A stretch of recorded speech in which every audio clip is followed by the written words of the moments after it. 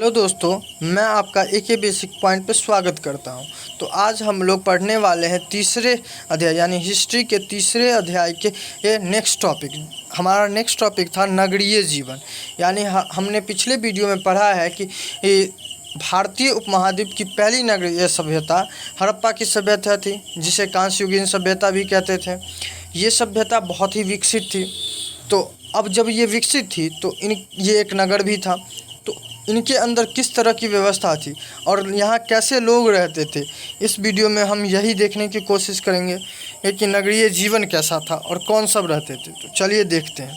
हड़प्पा के नगरों में बड़ी हलचल रहा करती थी। एक नॉर्मल सी बात है दोस्तों, आप सोचिए कि आप भी बहुत सारे गांव में रहे होंगे या बहुत सारे इसमें से देखने वाले वीडियोस में से लोग शहर में भी रहते होंगे। तो आप अंदाज़ा कीजिएगा कि आपके जो गांव के मित्र होंगे उनको कभी आप शहर में लाइएगा, और जिनके मित्र शहर में रहते हैं, गांव में रहते हैं और शहर में रहते हैं, वो एक दूसरे के यहाँ जाइएगा, देखिएगा बहुत सारे अंतर में आपको एक सबसे बड़ी अंतर नज़र आएगी कि गांव में गाड़ियाँ कम चलती है, शहर में बहुत ज़्यादा चलती है। शहर में लोग देर रात तक जग के काम करते हैं, वहीं गाँव में लोग एक समय के बाद सोने के आराम करने चले जाते हैं। इसी तरह के बहुत सारे अंतर है। जैसे गांव में इंफ्रास्ट्रक्चर बिल्ड है बट वो कृषि पे बिल्ड है, लेकिन शहरों का इंफ्रास्ट्रक्चर बिजनेस पे बिल्ड है। तो ऐसे बहुत सारे कारण हैं जहाँ आपके शहर और गांव में अंतर होते हैं। तो वहाँ शहरों में इस कारण बहुत सारी हलचल रहती है, देर रात तक हलचल रहती है, और गांव में नहीं रहती है। तो वही यहाँ पे लिखा है कि हड़प्पा के नगरों में बड़ी हलचल रहा करती थी। तो सीधी सी बात है, जब वो नगर है तो शोरगुल होगा ही। यहाँ पर ऐसे लोग रहा करते थे जो नगर की खास इमारतें बनाने की योजना में जुटे रहते थे। ये संभवतः यहाँ के शासक थे। मैं दोस्तों आपको इस बात को आज के टाइम से रिलेट करके बताना चाहता हूँ कि आप एक नॉर्मल सी बात सोचिए कि आज जो हमारे प्रधानमंत्री हैं श्री नरेंद्र मोदी जी, ये बहुत सारे योजनाएं ला रहे हैं, बहुत सारे काम कर रहे हैं। तो इन योजनाओं को लाने के पीछे उनका क्या मकसद होता है कि हमारे देश का विकास कैसे हो, हम लोग आर्थिक तौर पे कैसे मजबूत बने। मेक इन इंडिया लाए गए, कौशल विकास लाया गया। ये सब योजना, बहुत सारे ऐसे योजनाएं, जैसे कि आपको मत्स्य पालन के लिए भी बहुत सारे योजना लाए गए। उसके बाद बच्चों के पढ़ाई के लिए भी अब लोन आ गया है। ये सब तो आपको आर्थिक तौर पे मजबूत करने के लिए। अब देश को देखिए आर्थिक तौर पे ये कैसे मजबूत करते थे। तो अभी आपने कुछ दिनों पहले ही देखा होगा कि इन्होंने कई कॉरिडोर पाकिस्तान के साथ खोले हैं, जो कि आपको तीर्थ यात्रा के लिए खोला गया है। अब सोचिए, जब तीर्थ यात्रा आप करते हैं तो आप वाहन पे खर्चा करते हैं, आप NH का यूज़ करते हैं, तो आप बहुत सारा टैक्स भरते हैं।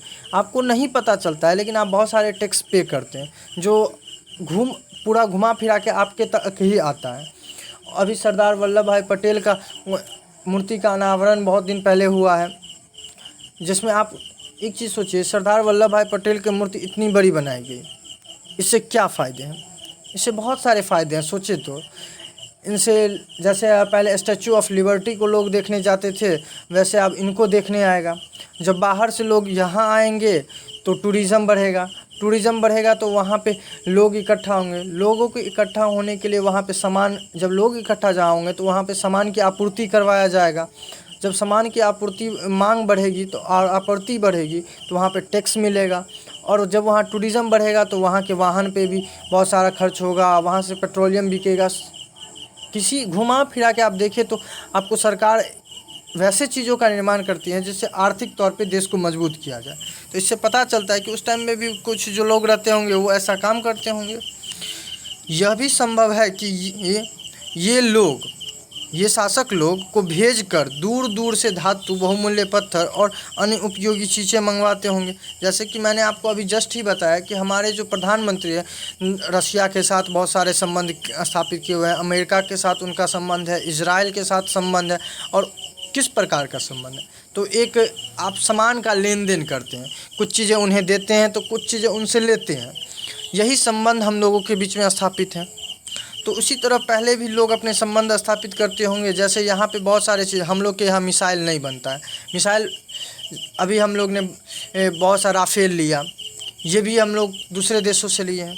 वैसे ही जो चीज़ हमारे पास नहीं है, जो नई तकनीक है हम तक नहीं मिली है, तो हम दूसरे देशों से संपर्क करते हैं। वैसे ही पुराने समय में भी लोग दूसरे देशों से संपर्क करते होंगे और वहाँ से बहुमूल्य पत्थर या धातु जो भी हो उस टाइम के उपयोगी चीज़ उन्हें मंगवाते होंगे।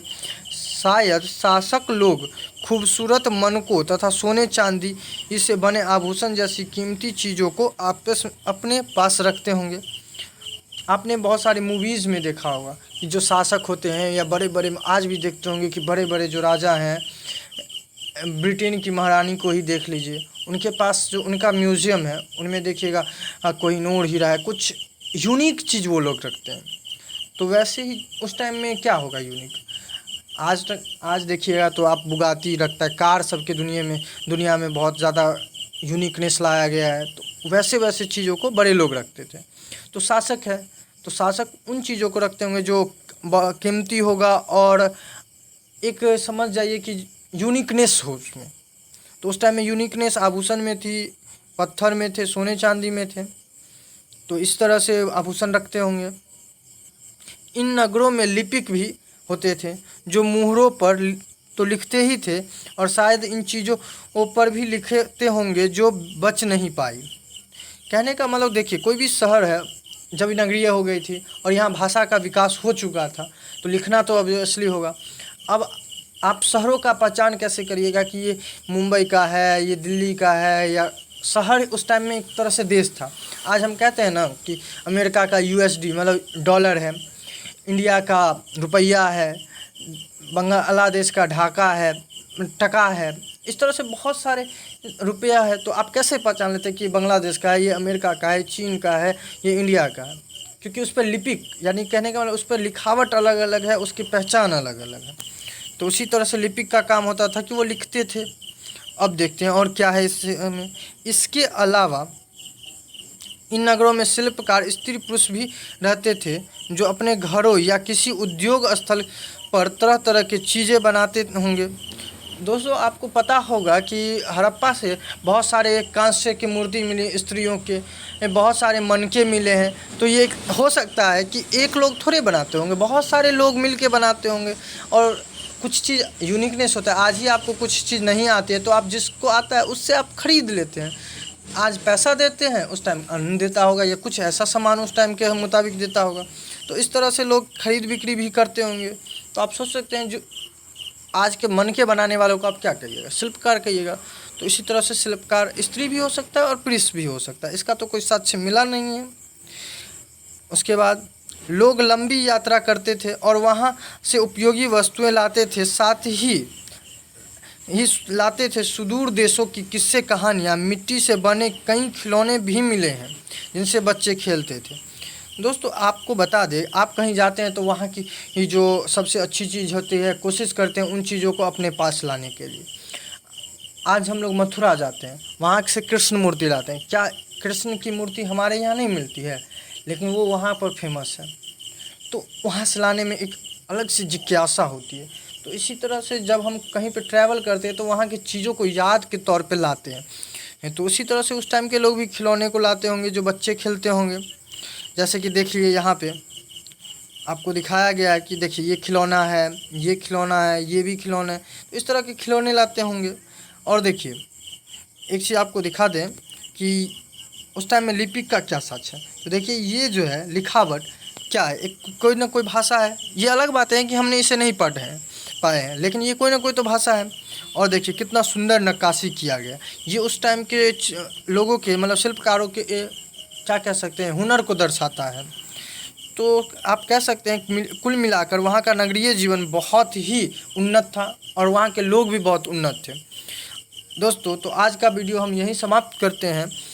अगर हमारा वीडियो पसंद आया हो तो इसे लाइक, शेयर एंड सब्सक्राइब करें। और हमारे नेक्स्ट वीडियो में आपको नगर और नए शिल्प के बारे में बताया जाएगा। तो आप ज़्यादा से ज़्यादा लोगों तक इस वीडियो को शेयर करें और ज़्यादा से ज़्यादा जुड़ें। हमारी कोशिश आप तक रहेगी कि पूरी जानकारी पहुंचाएं। अगर हमारे वीडियो में कोई त्रुटि आती है तो हम तक उन्हें पहुंचाएं कमेंट के माध्यम से। धन्यवाद।